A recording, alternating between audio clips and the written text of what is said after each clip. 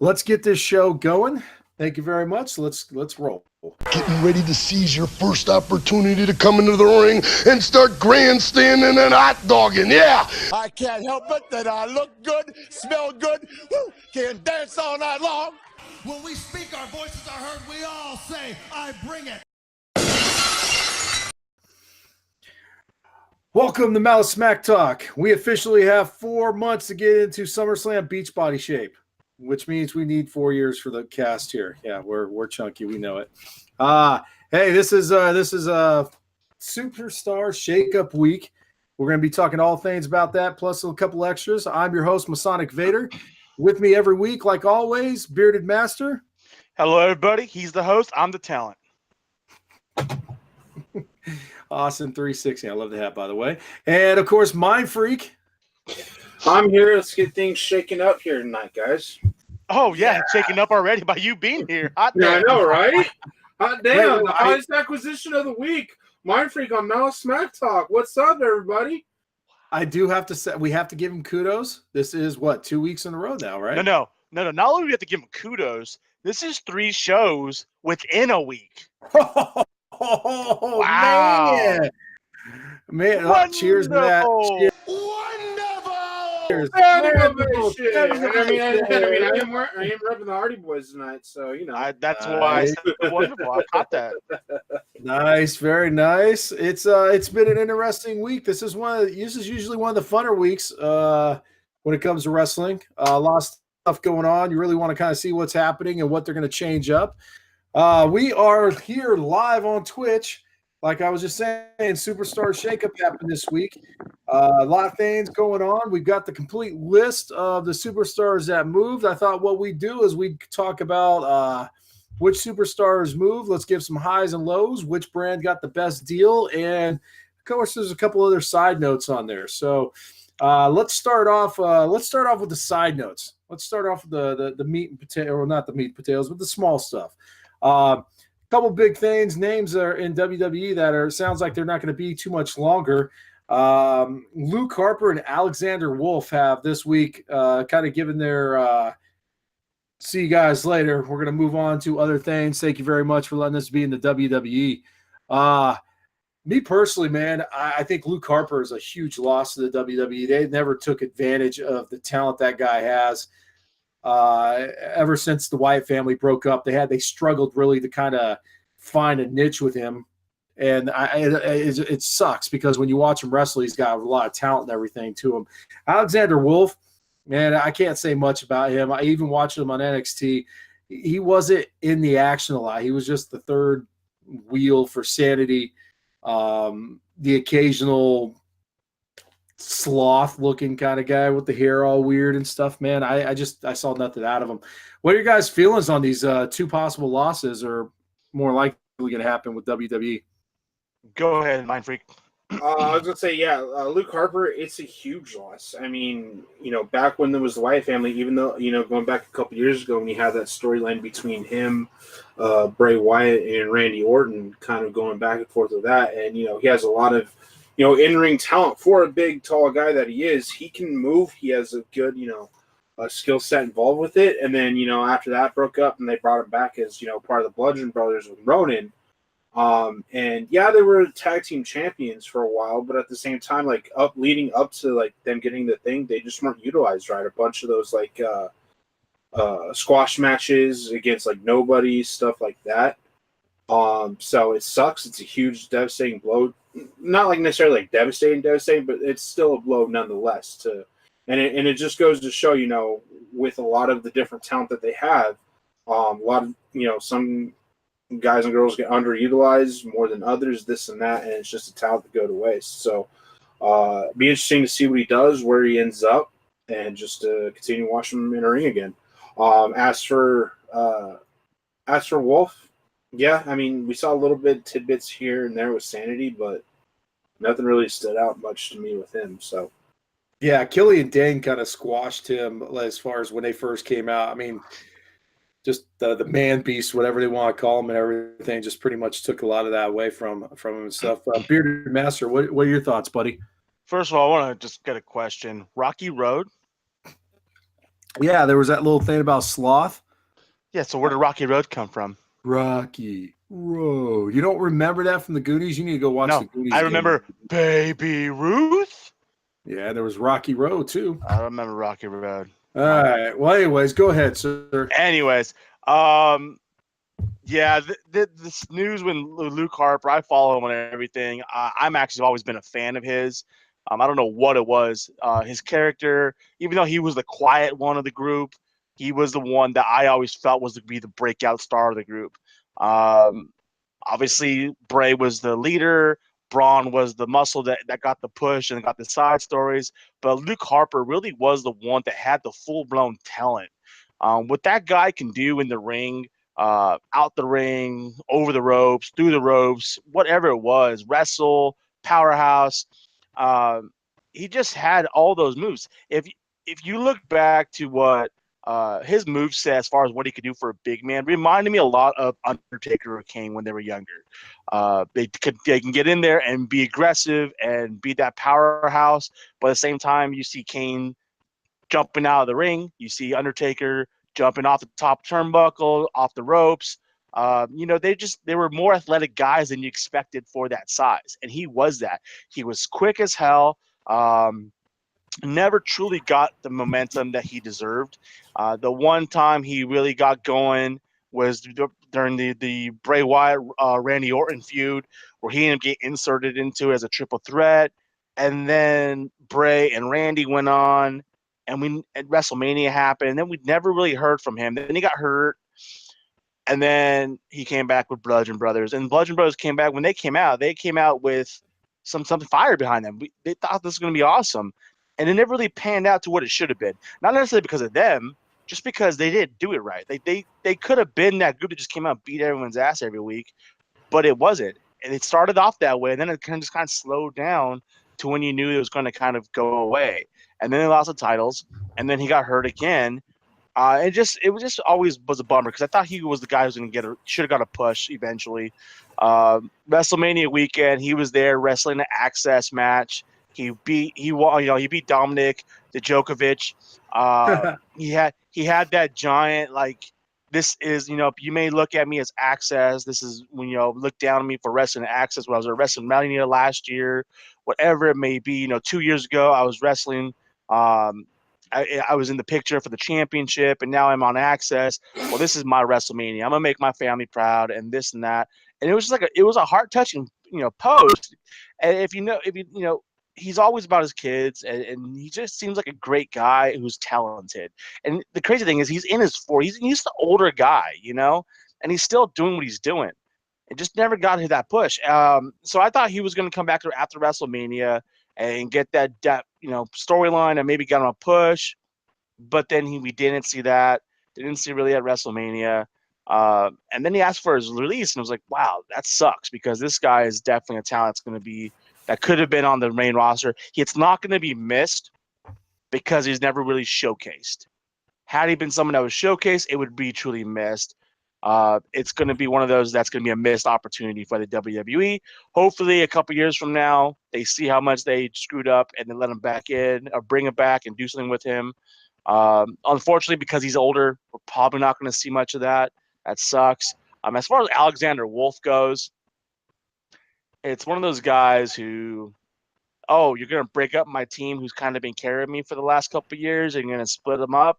And now I'm going to be stuck doing nothing because I can't do nothing by myself. I'm going home. And that's all I see from Alexander Wolfe. Yeah. They take Eric Young away and put him on the roster by himself. And, they split up. And obviously, they never really put Nikki Cross back in the mix, but she's on her own thing. And they're just going to be the two of them. I don't even know if him and Fulton were even going to be together. But, if not, if they were, they're going to go back to tag team, and they were just going to be a job squad tag team. Individual, he's never shown anything to be an individual power or a threat to anybody. So I don't know. Losing him isn't much. I'm sure he'll pick up some indie work somewhere and do well.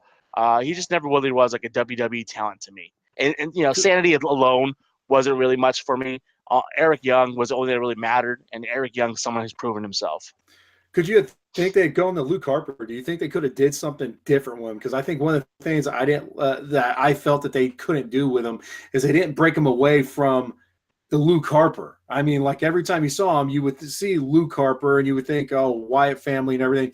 What if he came back with like a goatee or a different look or a different kind of thing? Do you think that would have helped him break from that and maybe make himself an individual career? That's what I thought they should have did.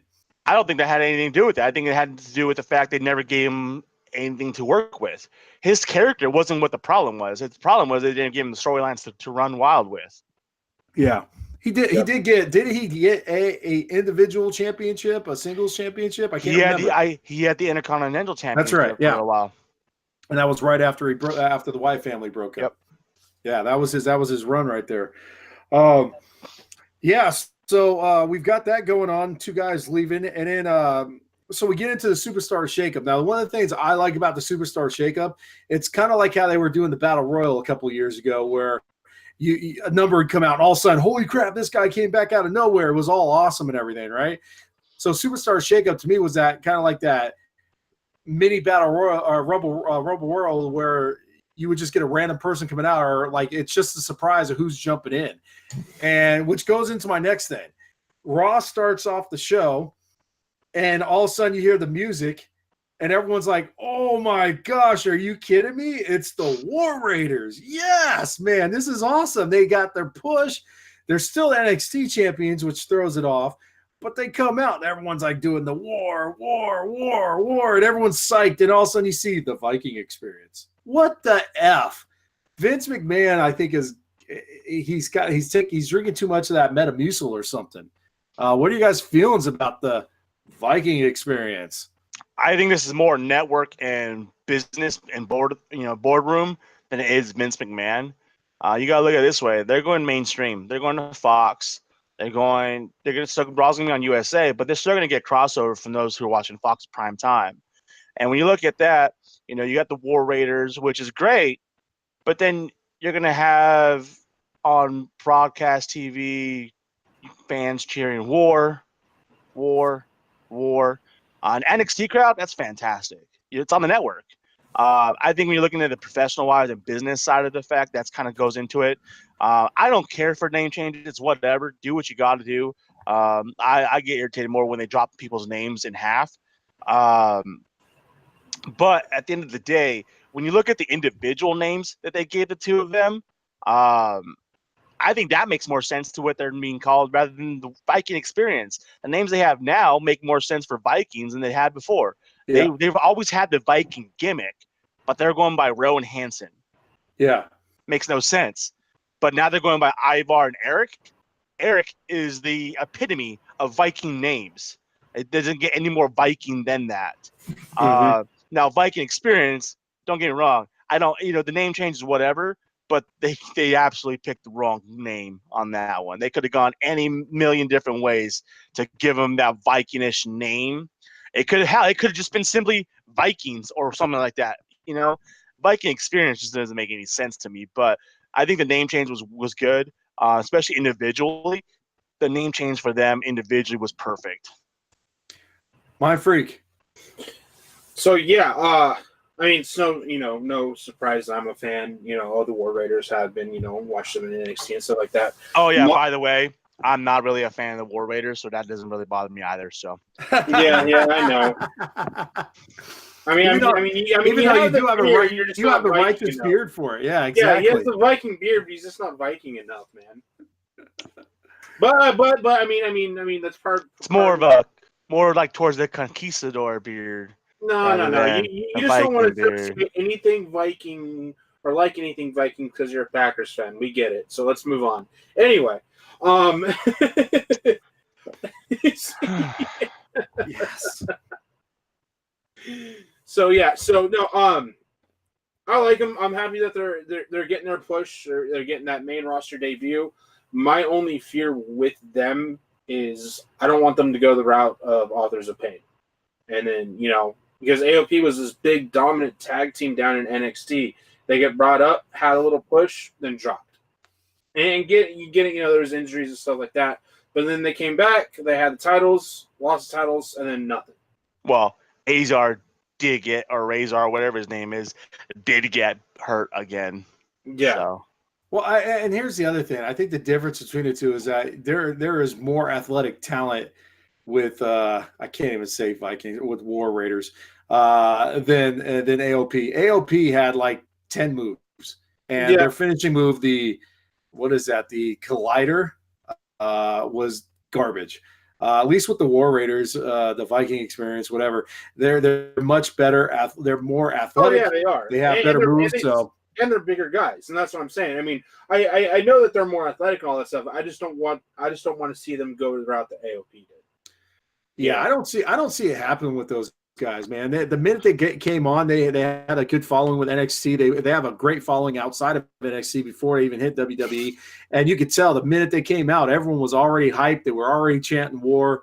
Like, it was just an interesting combination of a tag team there that they started them off with. So yeah, I don't think they're going to go the route of AOP either. When you look at the two of them, AOP is on a completely different level than the artists formerly known as War Raiders.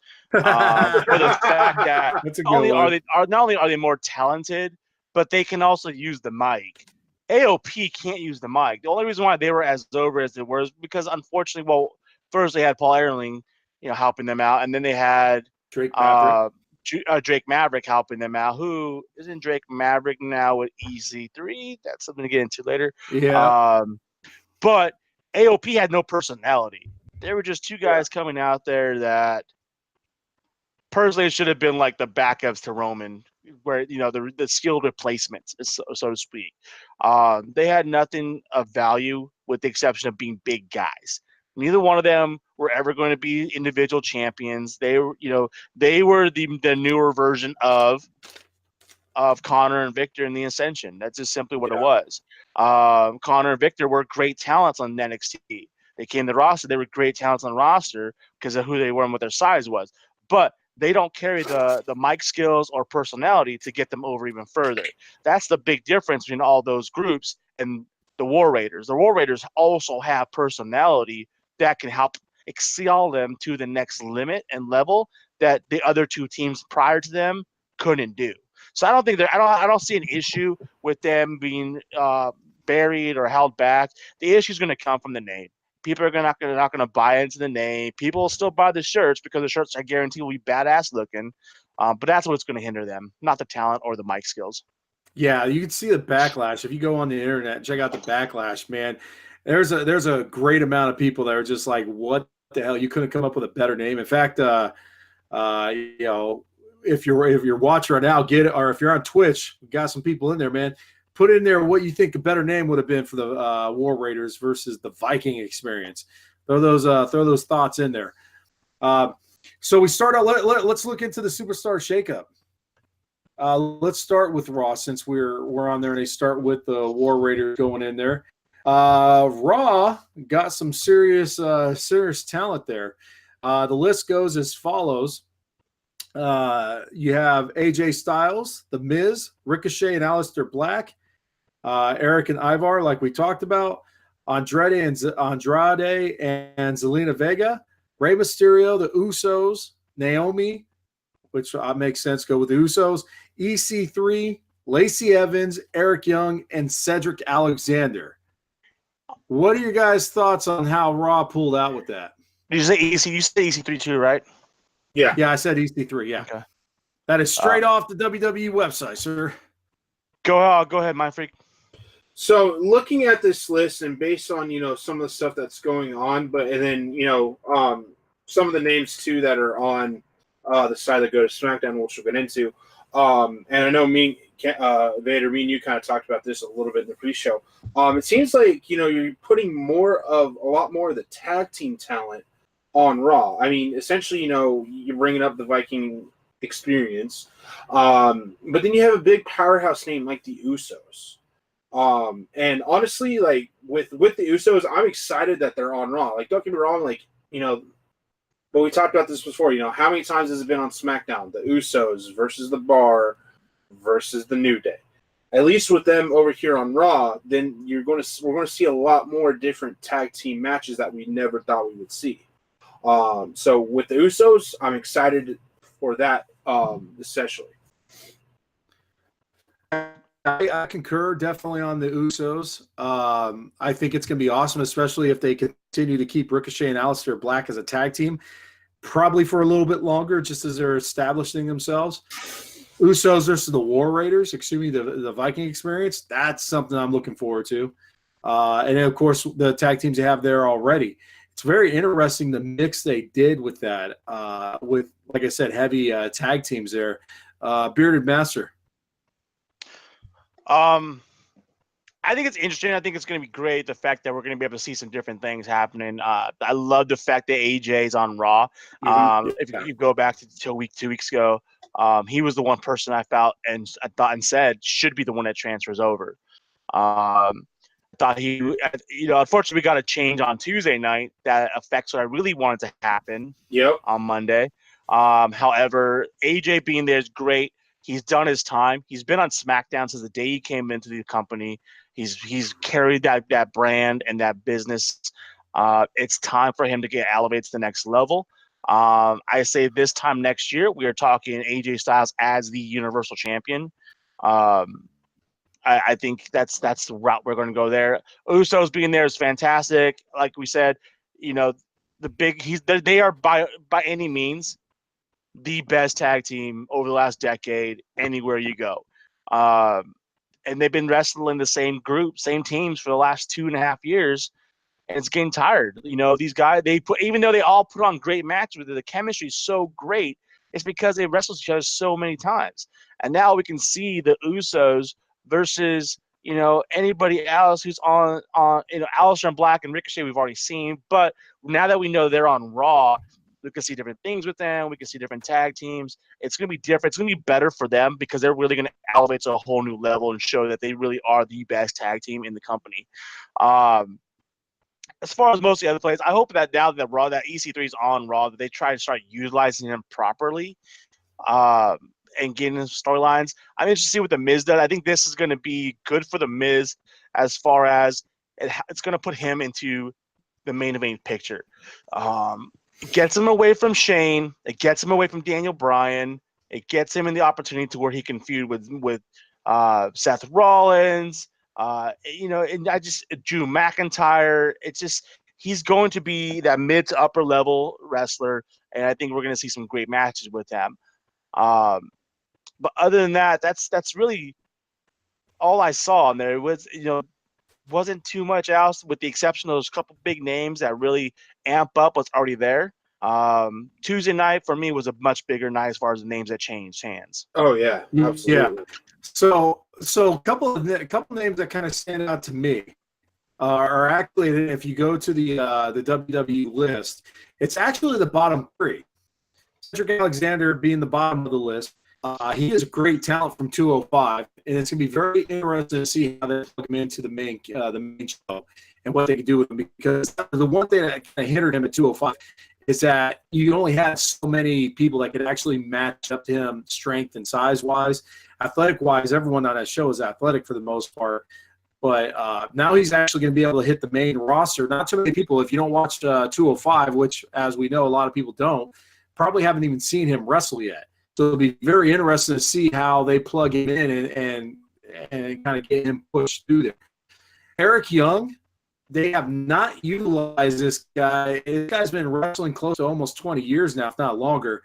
And I knew about Eric Young from the days of TNA and everything like that. He was a great wrestler. And since he's been with WWE, they put him in for Sanity as the leader of Sanity. And there just hasn't been that push that I think that they can give Eric Young. He's one of those veteran superstars that they can use and actually put them into the main card at one point or other, or at least kind of hover around there. He's that type of wrestler that can do it. I think that's gotten the biggest push, though, is Lacey Evans. She came in right off the bat and won her first match on Raw. We talked about her. Whoa, hold on.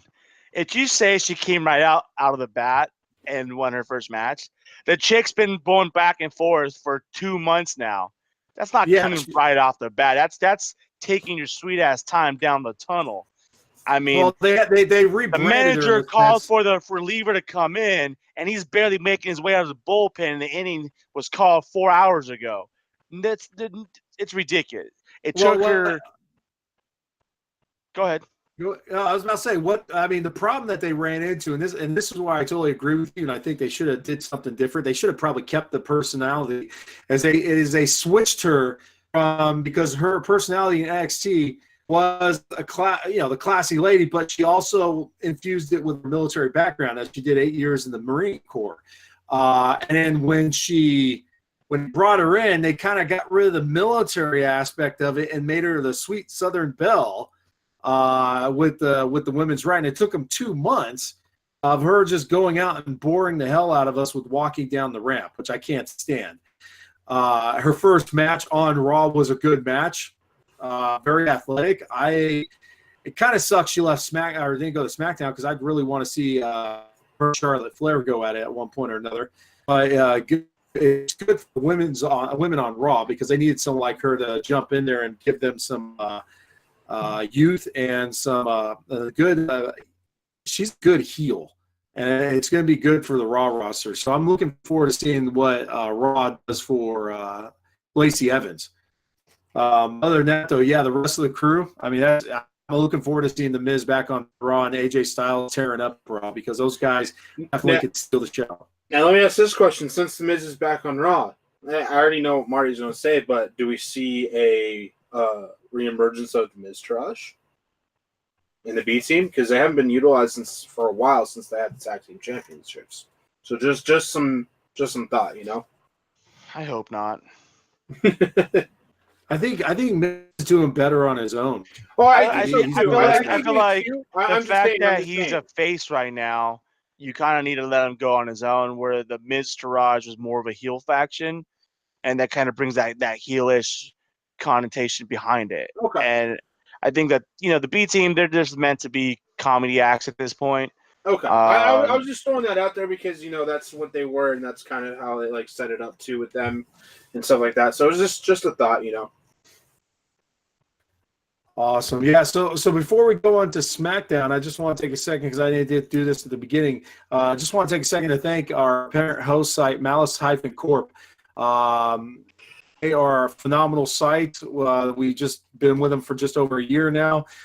Please go to it. It's Malice Corp. Check out all of our former podcasts, but you could also check out all the other casts that the hosts as well, including the main cast, which is Friday night at 8 p.m. Pacific Standard Time on Twitch. You'll also now see Game of Thrones every Sunday night at 9 p.m. You can go on there and check out last week's, which was actually Smack Talk Takeover. Us three were out there doing our thing. And boy, I don't know if they'll ever have us back, but it was awesome being off Smack Talk and talking something else for a hot minute. So I don't think that the three of us will be back on there all together to the season finale, so I'm looking forward to that. Oh, yeah. Yeah, we definitely took over the actual main show itself there. We had a good time with that. So, but yeah, thank you very much to Malice Corp. I appreciate you guys letting us do this. So, yeah, so now let's get on to SmackDown. SmackDown, I think between the two, I think it was it got the better draft. Oh, absolutely. We're gonna announce it now. I thought we were gonna go at that at the end of the show, but okay, yeah, I concur. SmackDown definitely kicked Raw's ass in the draft, or the shakedown, shake up, however you want to call it this year. Absolutely.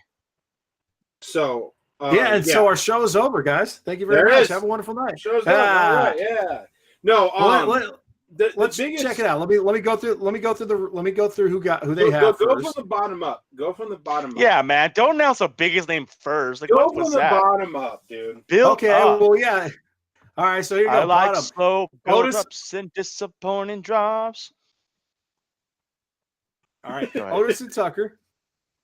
Mickey James, Apollo Crews, Chad Gable, Liv Morgan, Buddy Murphy, Lars Sullivan, Barry Sane, Ember Moon, Bailey, Elias, and then You get the last two, Finn Balor and Roman Reigns, and Finn Balor has the Intercontinental Championship with him. And you didn't mention this earlier, but it was announced today, earlier this morning, that Samoa Joe will be going to Raw with the U.S. title. Okay, yeah, I did not see that on the list. I didn't see either. anything That on was it. something that Yeah, I didn't know that earlier either. When I did recording earlier, didn't know that we hadn't seen nothing. On the way home, I was listening to some reports, and it sounds like it was announced later that he will be going with the title to Raw. Well, it makes sense. They got to balance out the titles. So let's go through this list really quick and see what are your let's see what is your favorite pick out of this out of those. Let's start with you, Bearded Master. What is your favorite one out of that, and what do you think's going to cover? One of my favorite, obviously, is Roman Reigns. Roman being on SmackDown is awesome. It gets him away from Seth, so he's not going to be in the Universal Championship picture anytime soon. Gets him away from Braun. Gets him away from Drew McIntyre. It gets him away from basically everyone he's been fighting for the last 4 years. Puts him on SmackDown with some new blood. Obviously, he's still got Elias there. But think hasn't had anything with Finn Balor, hasn't anything with Daniel Bryan, hasn't had anything with Rusev or Randy Orton, Big E when he comes back, because I think that's going to be a storyline that's going to happen eventually too, once everything happens the way it's going to happen. There's just so much more that we can see out of Roman. People's biggest complaint about Roman is that we see him too much, which is absolutely ridiculous considering we've only seen him like 3 times in the last 6 months. He's only had 2 matches since he's been back. He's been back about a month, almost a month and a half now. SmackDown or Raw, there's a 3-hour show. They got to fill that time, and usually it does go to the main talent multiple times. Raw or SmackDown, you don't have that much time, so you don't have as many segments. You can't use Roman 4 different times on a SmackDown because there's not enough time for that. So you're also going to get less people or less. You can get Roman less in your face than you did on Raw. Also, he's the biggest name on the roster, and going to Fox, you need to have the biggest name going with you. And if Brock Lesnar is not going to be there, and as much as I hate the guy, he is a draw. But if he's not there, the biggest names are John Cena and Roman Reigns, and John Cena isn't coming back anytime soon. So that leaves you with Roman Reigns. So that's my biggest pick. I'll get to I have a couple others that I'm pretty excited about, and I'll get to those afterwards. Yeah. Mindfreak, and first of all, I got to apologize to everyone. I apparently was running too much stuff on my computer, so the view is probably a lot better now. Mindfreak, what's your thought process on SmackDown's picks? Yeah, obviously, same. I'm a Roman Reigns fan. I'm excited for Roman Reigns to be on there. But one of the biggest things for me, and I'm excited for, and obviously, I have others in the way they did it. But for me, Buddy Murphy. Watching Buddy Murphy on 205 Live, watching what he's able to do in the ring, but actually to get him onto one of the main brand shows other than 205 Live is huge. But just kind of thinking of the matchups, like with him and like Finn Balor, like some of those matches, those can be incredible. But for me, with how they built him up in 205 Live and having that carry over into SmackDown, it's going to be fantastic, and I'm excited for all that stuff and what's to come with that. Yeah, I concur. I actually do like Buddy Murphy getting. 205 lost 2 of their big guns this last week in the shakeup with Cedric Alexander going to Raw and then Buddy Murphy coming to SmackDown. So, it'll be interesting to see where they kind of go from. But I'm actually excited for the women's division for SmackDown. They got some really solid talent to go with what they already have. Right now you have Becky two belts because she's floating. You've got Charlotte, and now you get to bring into the fact that Bayley's now going solo. We'll see. Ember Moon is back from injury. Liv Morgan is now out of the Riot Squad, which will be interesting to see what they do with them. Mickie James. Of course, the last one is Kairi Sane. They brought her up from NXT. Yeah, and that's one of the other things I'm excited about and the reasoning behind it too. Because I know we've talked about it, with some of these superstars that come over from Japan, stuff like that have that language barrier.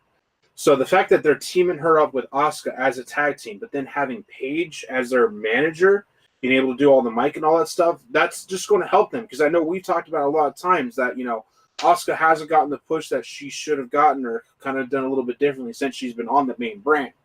And part of the reason, with that language barrier, I mean, same thing with like Shinsuke and a couple other people. But the fact that you have her with Kairi Sane, with Paige, being like the manager and kind of doing the mic stuff and all that stuff, it's huge. It's really huge, really big, and just going to elevate it even more to the level that we know Asuka's able to compete at. Yeah, also with Kairi Sane as well.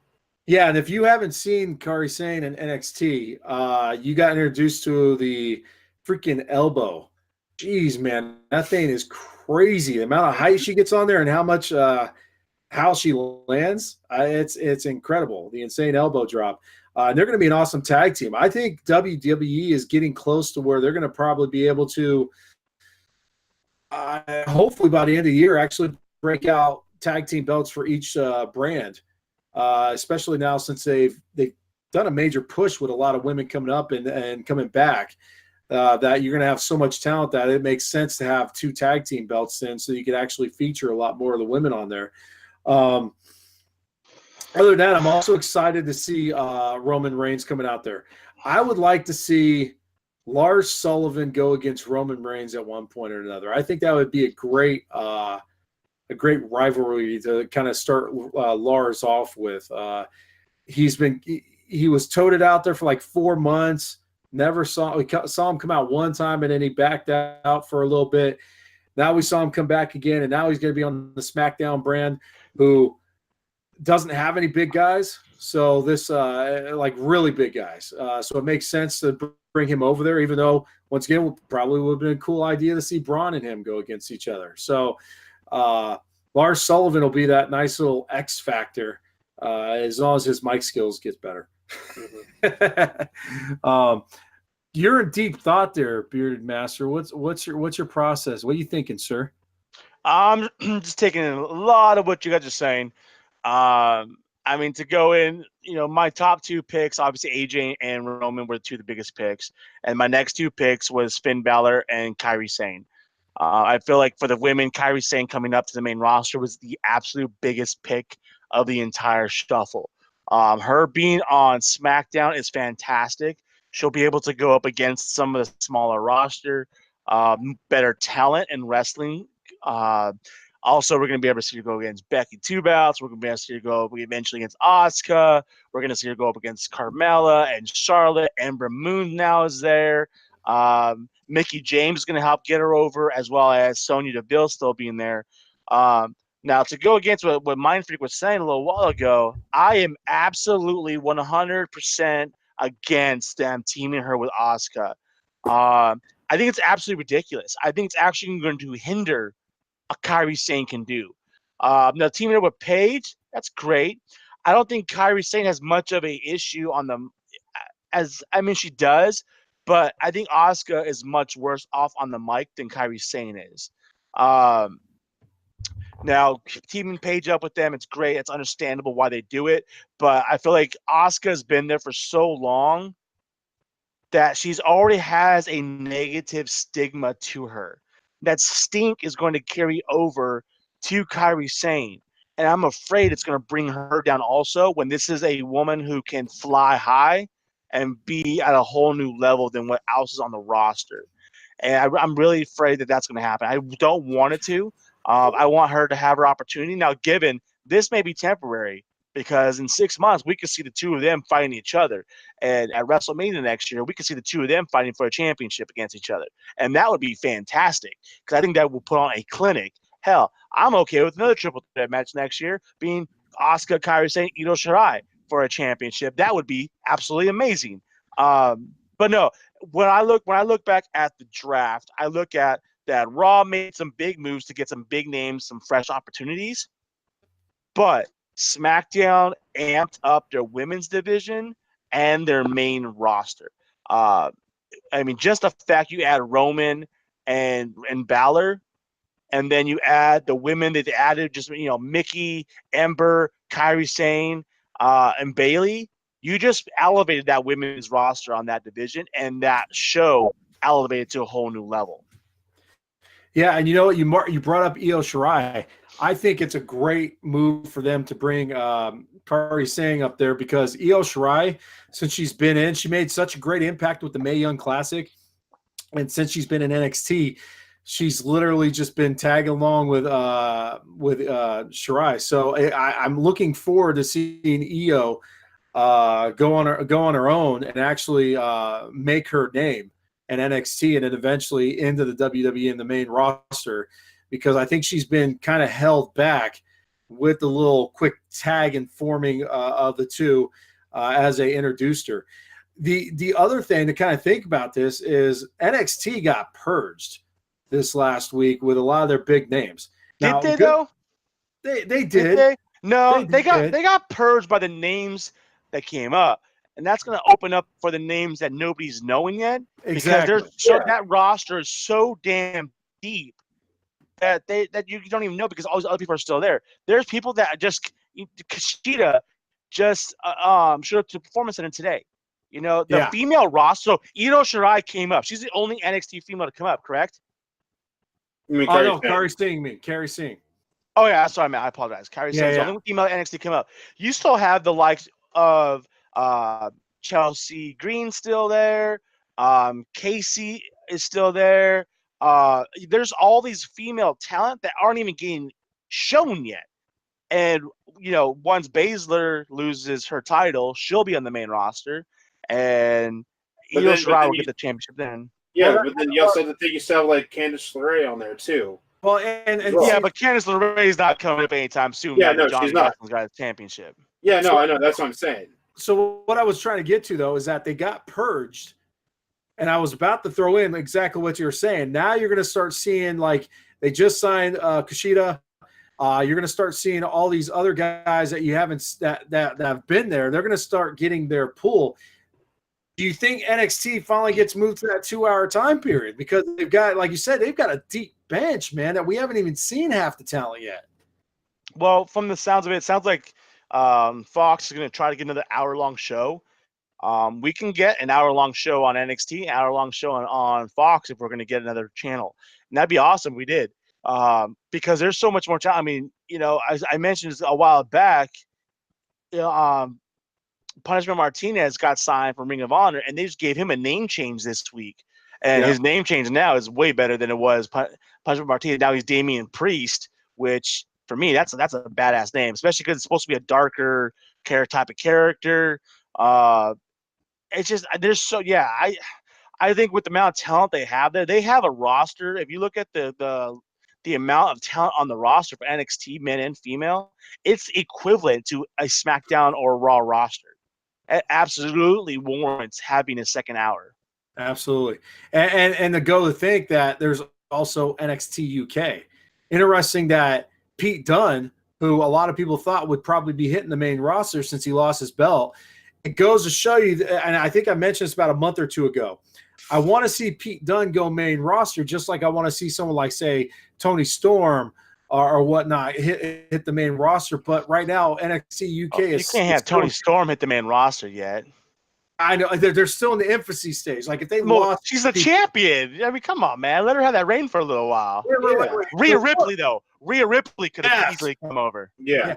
Now wait a sec. The Viking Experience is still. I mean, the War Raiders are whoever they are. They're still the champs, and yet they brought them up. That is true. So but what I was saying though is that NXT UK is still in its infancy where they can't pull those big names yet. So I'm really hoping that somehow there's this year is the year of NXT UK that they can build up the talent. They got Walter. Try to build up because those guys need to. I would love to see Pete Dunne and Tony. The men's roster on the UK side is stacked. There's more men on the men's roster UK than there are in the NXT roster. True. So what I think is we're going to see Pete Dunne on the main roster by the end of the summer. But he just lost his belt 2 weeks ago. I think you got to have a feud that goes back and forth, trying to get his belt back. Yeah. And then once he does it, and that storyline ends, then he leaves and comes back. Then that's when he makes the jump. The fact that he lost the belt to Walter, I think you need to show him trying to get that belt back. True. Yeah, it was all in all. I was quite happy with the. I think I was more excited with the Superstar shakeup this year than I was last year. I think this year had more impact to both rosters, to all rosters, to be perfectly frank. Well, and if you look at last year was a giant. We're just going to purge SmackDown to bulk up Raw again. And that's really what it came off, and everyone saw that. Yeah, and now they have to balance it out because when it all said and done, when they purged SmackDown actually was a better quality show, and it's because they had champions that showed up weekly. So I'm just gonna hit you real quick with the shakeup from last year, okay? Okay, go for it. So for Raw, they got Jinder and the Singh brothers. They got the Riot Squad, Kevin Owens and Sami Zayn, The Miz, Ryder, Breezango, Natty, Mojo, Ziggler, McIntyre, Corbin, Canales, The Ascension, Bobby Roode, and Chad Gable. Okay? Yeah. Raw or SmackDown got Jeff Hardy, The Ascension, Samoa Joe, Sanity, Cass, Asuka, Gallows and Anderson, Cesaro and Sheamus, R-Truth, and Almas and Vega. So they got Hardy. As much as I love Mandy, I'm not going to say they got her. They got Samoa Joe. They got Asuka. They got Cesaro and Sheamus. And they got Andrade as an NXT call-up, but Andrade wasn't Andrade at that time. You know what I mean? Like he wasn't who he is. Like Raw getting Andrade this year is a much higher caliber than SmackDown getting Andrade last year. Oh, absolutely it is. Yeah. So if you look at the two rosters, Raw absolutely destroyed SmackDown last year. Yeah. And this year, SmackDown got a little bit of that back. Yeah, absolutely. Yeah. And And like then yeah, they got it back and then some, and they were doing it with, if you look at those rosters, Raw should have been dominating all year round, but really I think SmackDown had the upper hand the entire year. There was more content coming out of that side of the brands. There was more energy. There was more excitement. I liked the feuds that they had in there. They really worked their talent properly with the 2 hours they got, versus Raw was just a shit fest last year of we have no champion. We don't know what we're going to do. It just seemed like it was discombobulated the entire year. So it's going to be nice to see this nice balancing act, and hopefully we'll get quality on both sides. There's also one other thing we need to talk about. We have a new member of the New Day, the Big O, Kevin Owens. Tell me that wasn't comedy, man. That was awesome. I like this version of Kevin Owens. I like it. I like this side of him. He's a good heel, but I think he's a better entertainer when he's when he's a face. And this whole thing with the New Day, I think it was perfect timing. To get him into something and get him moving. Because I think just doing the KO show to start off with wasn't really, it was entertaining, but we want to see Kevin Owens in the ring. So to see him tagging up there with New Day as the interim member as Big E recovers from his meniscus here, I thought was fun. Yeah, I think it was good. It was a good way to help get him over as a face. Yeah, which is eventually going to also be what leads to his downfall back to a heel. I think we're going to see the next feud for we're going to see Kofi have a couple of small matches here and there with some competitors and challengers. But overall, I think we're not going to see his next solid feud before Big E comes and turns on him is going to be KO. Yeah, absolutely. That's going to be a big heel too. Yeah, that's going to be a big heel. So speaking of heels, Sami Zayn. Like, I like this side of Sami Zayn right now and what they're doing with them. That's just me, though. You know what's even better about it is it's not intertwining with Kevin Owens. It's not. It's just Sami Zayn. It is. It's just purely Sami Zayn by himself. Now, when he was by himself, when him and KO were split that one time, when he was like, the face kept, challenging Braun, like, hey, I'm the little man. I'm going to get over this. I can do it. But now it's just like, it's all about me. I don't care what you guys kind of think attitude. And I absolutely love it. Yeah. And I'm a fan of Sami Zayn. And I always have been. And to see the side of him and how they're doing it with him right now, it's fantastic. And that was awesome how they pulled off the that was 5 minutes of just the fans cheering and stuff. That's how they started. I was like, I mean, yeah. Are you talking about Sammy? Yeah. I mean, it's his hometown. What do you expect any less? Well, yeah, I mean, I'm not gonna lie. I was irritated by I was getting annoyed. Like, quit playing his damn music. Quit letting him dance. Like, just let's get the show going. It's a 3-hour show. I don't want to see Sammy dance. If I want to see any dancing, I want to see a 7-second dance break with Carmella out there, not with Sami Zayn.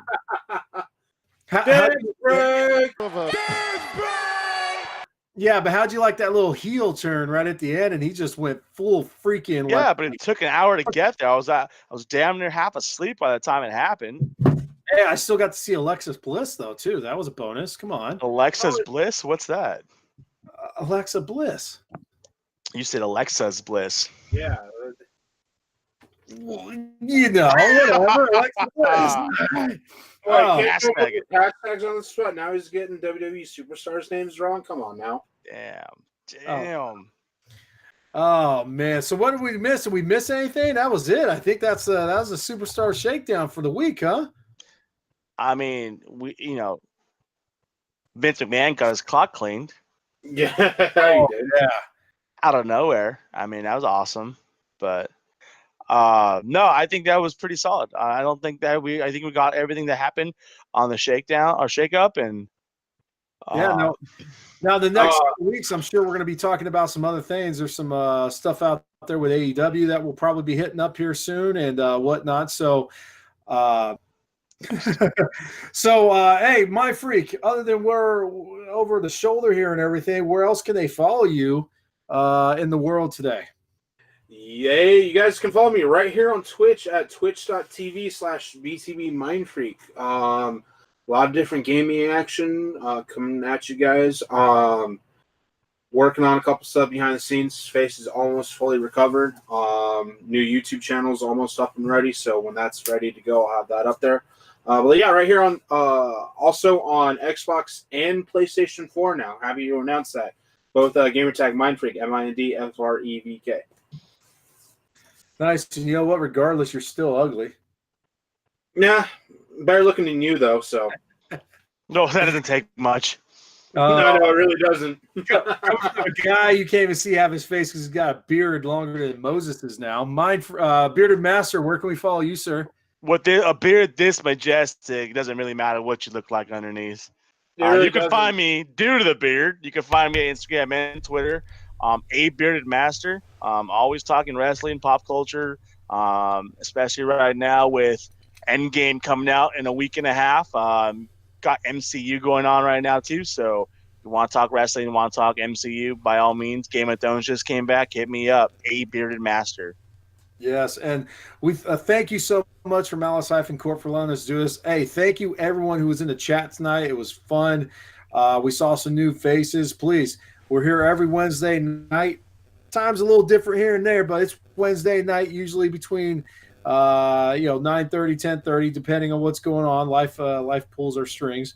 But thank you guys so much for showing up, and we really appreciate all the comments. If you're listening on any of the other platforms, please take a minute to like and share what you're listening to. Try to join us on Twitch Wednesday nights. We'll definitely get those tweets and everything out so you guys know what time we're going on. Thank you very much, Malice Corp. You can follow me at Masonic Vader on Twitter and Masonic Vader 71. Masonic Vader 71 on Twitter and Masonic Vader on PlayStation Network. So appreciate you guys coming out tonight. Really do. We had a lot of fun. Next week we'll be back doing our same old thing. And to our producer, as we always finish, we go out with that 1, 2, 3.